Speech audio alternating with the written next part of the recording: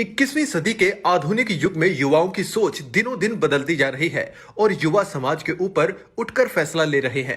ताजा मामला पानीपत की दो छात्राओं का है जिन्होंने एक दूसरे के प्यार को पाने के लिए जेंडर चेंज करवाने का मन बना लिया है। दोनों के गांव में करीब 13 किलोमीटर का फासला है, लेकिन दिलों में नहीं।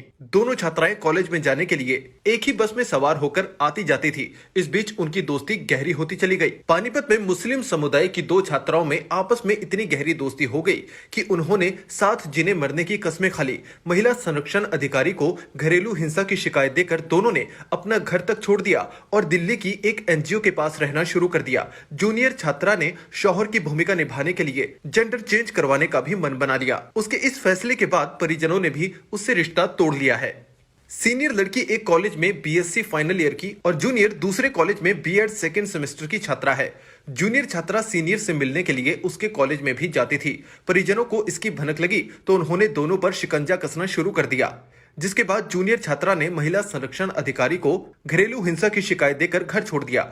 वहीं दूसरी तरफ सीनियर ने भी अपना घर छोड़ दिया। दोनों अब दिल्ली की एक एनजीओ के पास रह रही हैं। जूनियर छात्रा ने काउंसलिंग के दौरान बताया कि उसे पता चला है कि जेंडर चेंज करवाने में करीब 3 से 4 लाख का खर्च आता है। वह इन रुपयों को इकट्ठा करने के लिए दिन रात मेहनत करेगी। वह इसके लिए अपने परिजनों को भी मना लेगी। महिला संरक्षण अधिकारी रजनी गुप्ता ने बताया कि छात्रा ने शिकायत दी थी कि उसका पिता उसके साथ मारपीट करता है। जिस शिकायत पर पिता को काउंसलिंग के लिए कार्यालय बुलाया गया था, जिसमें पिता ने इनके लेस्बियन होने का खुलासा किया।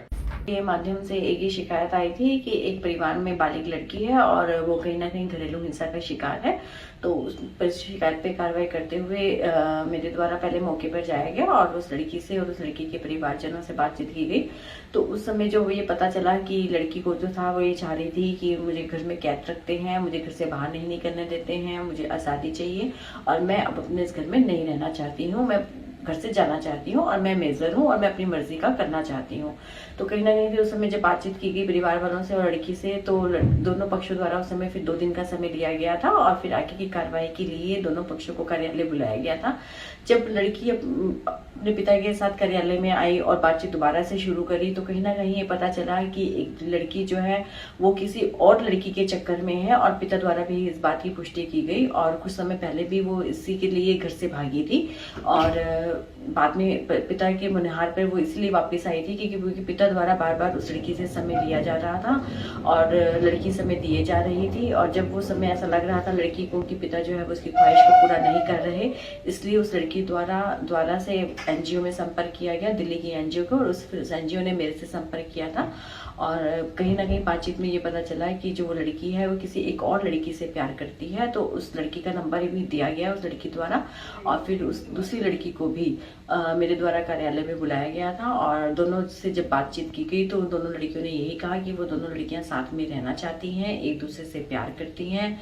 जब बात शादी की हुई तो उन्होंने कहा नहीं, फिलहाल अभी हम शादी नहीं करना चाहती हैं, लेकिन हम करेंगी शादी और किसी न किसी तरह से हम अपने परिवार वालों को मनाएंगी। और उसमें दूसरी लड़की का ये भी कहना था कि वो अपना जेंडर चेंज करवाना चाहती है, जिसमें करीब 3 लाख रुपए का खर्चा है और कहीं ना कहीं परिवार वालों को मनाकर ही पैसे जो है वो परिवार के द्वारा ही लिए जाएंगे और यदि परिवार नहीं माने हैं तो वो खुद कमाएंगी और इस तरह से पैसे इकट्ठा करके एक लड़की द्वारा जेंडर चेंज किया जाएगा और उसके बाद ही शादी की जाएगी। जो फिलहाल जो है वो दोनों लड़कियां सूचना के मुताबिक दिल्ली में एनजीओ में ही रह रही हैं और जब परिवार वालों को ये बात पता चली तो परिवार वालों ने एक लड़की से अपना रिश्ता तोड़ दिया है और दोनों लड़कियां इस समय एनजीओ में है और शादी करना चाहती हैं। ऐसी ही खबरों के लिए आप देखते रहें अंबाला ब्रेकिंग न्यूज। हमें YouTube पर सब्सक्राइब करें, Facebook पर हमारा पेज फॉलो करें और अपने मोबाइल के प्ले स्टोर से हमारी app Ambala breaking news download करें।